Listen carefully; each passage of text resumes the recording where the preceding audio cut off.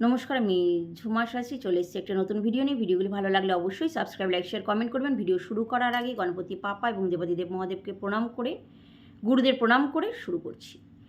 কারোর বাড়িতে দেখবেন একটা অবসাদগ্রস্ত রয়েছে, সবসময় ঝগড়াঝাটি হোক বা মনোমালিন্য হোক, কিংবা ঘরে ঢুকলেই, বাইরে ঠিক আছে, ঘরে ঢুকলে একটুখানি সমস্যা বা ভালো লাগছে না, এরকম যদি হয়, আপনারা এক কাজ করুন। যাদের বাড়ি, ফ্ল্যাটে তো কোনো ব্যাপার না, যাদের বাড়ি মনে করুন যে দোতলা তিনতলা রয়েছে, তারা নিচতলায় করুন। আর যাদের ফ্ল্যাট তাদের তো সমস্যা নেই।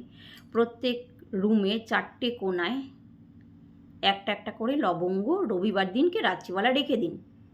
1 সপ্তাহ ওরকম থাক।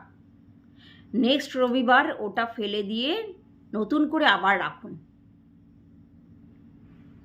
এটা করলে দেখবেন নেগেটিভ এনার্জি কেটে যাবে, এবং ঘরে যদি কোনো নেগেটিভ এনার্জি থাকে তাহলে কিন্তু উন্নতিতেও বাধা আসে। তো এটা করতে থাকুন, আস্তে আস্তে কিন্তু আপনাদের ঘরের থেকে নেগেটিভ এনার্জিগুলো দূর হয়ে যাবে। কারণ লবঙ্গর কিন্তু গুণ, বিশেষ করে তন্ত্র প্রয়োগে, ভীষণ গুরুত্বপূর্ণ। তো এটা করুন। নমস্কার, সুস্থ থাকুন, ভালো থাকুন।